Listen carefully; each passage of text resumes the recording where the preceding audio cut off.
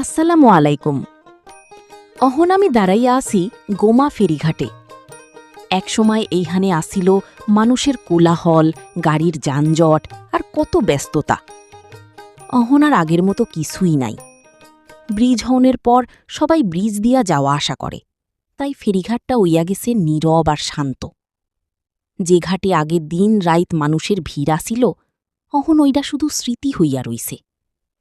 পুরান দিনের সেই কোলাহল, ফেরির অপেক্ষা আর যানজট সবই অহন স্মৃতির পাতায়।